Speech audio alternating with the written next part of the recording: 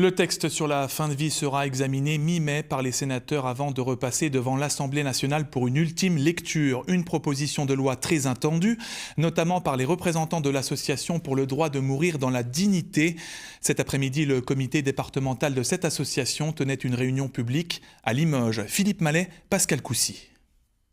Parler de la mort de sa mort est souvent un tabou, mais l'Association pour le droit de mourir dans la dignité en fait une question publique. Depuis plus de 40 ans, ses représentants se battent pour que chacun puisse choisir sa propre fin en toute liberté.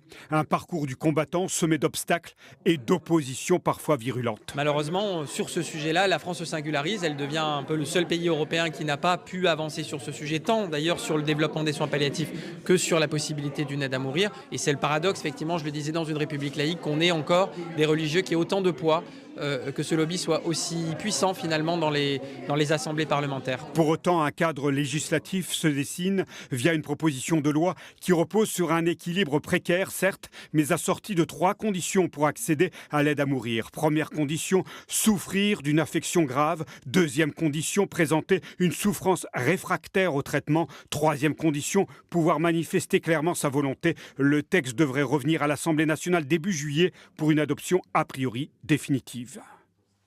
La réalité, c'est que 2 examens à l'Assemblée qui valident le même texte dans les mêmes proportions. Donc il est probable que du côté de l'Assemblée nationale, eh bien, la validation finale porte sur le texte tel que nous l'avons adopté à 2 reprises. Progrès social pour les uns, régression morale pour d'autres. En tout cas, les participants à cette réunion préfèrent la première option, ce qui ne les empêche pas de s'interroger.